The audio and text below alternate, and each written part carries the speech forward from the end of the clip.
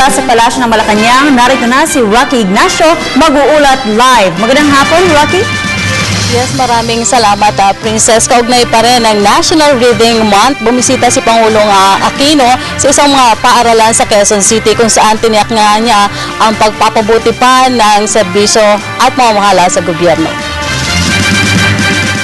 Isa-isang sinagot ni Pangulo Aquino ang mahalagang usapin ng bansa, pero sa pagkakataong ito, ipinaliwanag nito ang mga detalye sa mga bata ng The Learning Free Child Growth Center Incorporated sa Quezon City. Bukod sa nakagisnang storytelling, alam na ng mga grade 2 hanggang grade 6 pupil ang issue ng Pilipinas sa West Philippine Sea, ang daang matuwid pati na kung paano magiging isang mabuting leader at kuya sa mga kapatid. Sa usapin ng China sa tanong ng grade 5 student na si Eljo, sinabi ng Pangulo na bagamat maliit na bansa ang Pilipinas kumpara sa China, gagamitin nito ang lahat ng paraan para maresolba ang usapin sa mapayapang paraan at hindi para makipaggera. So what we try to do is protect our rights, but that doesn't necessarily mean we have to go to war with China. No, don't forget that there are 1.3 billion Chinese in the People's Republic of China. We are 95 million Filipinos. No, they are world superpower, they are a nuclear power, and it doesn't help us, nor does it help the Chinese to go into war. So that when we protect our rights, we can go to court. Now, amongst the forum that we can go to is a body under the UN called the International Tribunal on the Law of the Seas, where we can make our case. And we think we have a very good case. And once that tribunal recognizes it, or other fora that we can go to, then China will have to recognize our rights. Bukang bibig rin ng mga batang mag-aaral ang daang matuwid ng Administrasyong Aquino. Pagtiyak sa kanila ng Pangulo, walang sino man sa batas. Inahalimbawa ng Pangulo ang kasong impeachment sa napatalsik na dating Chief Justice Renato Corona.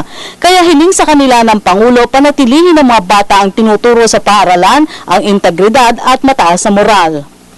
So, ito mensahe sa lahat ng hukom na pati kayo, hindi kayo above the law. Pati kayo kailangan sumunod sa batas. So, pag merong mga ginagawang tiwali, hulihin natin, yung kaso isasampa natin matibay, dadalhin sa korte, yung korte magko-convict sa kanila, makukulong sila. Siguro naman matitigil yung bang gagaya sa kanilang halimbawa. So, malaki-laki na bante natin dito sa Dana Matuwid na to. Inamin naman ng Pangulo sa mga bata na kung hindi siya Pangulo, posibleng nasa larangan siya ng pagnenegosyo. Bagamat aminadong mahirap maging Pangulo, binigyan din naman sa kanila ng Pangulo ang kahalagahan ng pagiging responsable sa tungkulin. Guevara, mahirap po bang maging presidente?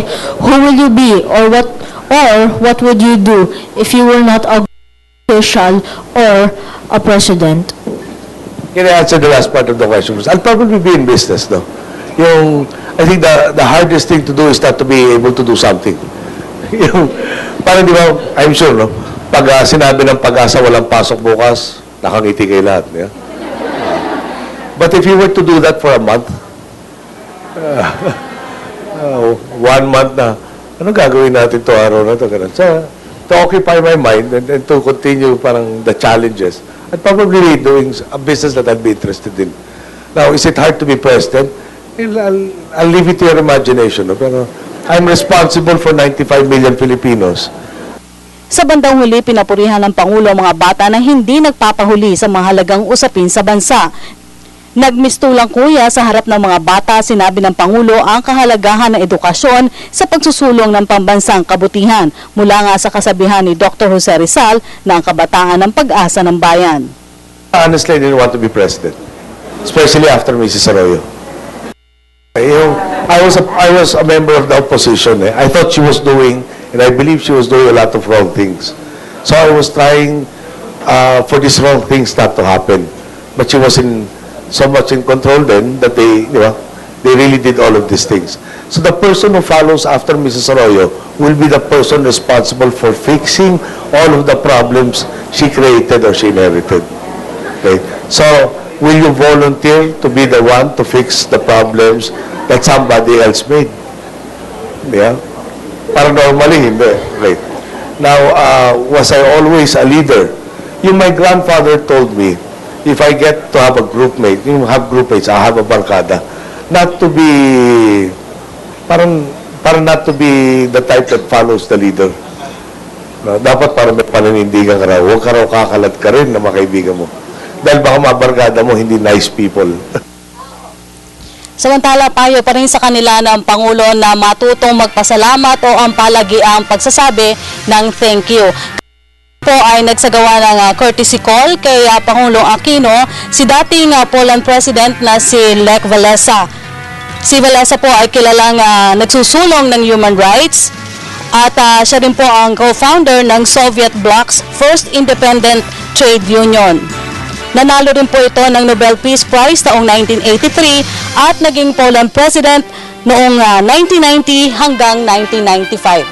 At yan po ating pag-uulat mula dito sa Malacanang sa tulong ng RTVM. Ako po si Rocky Ignacio para sa Telebisyon ng Bayan.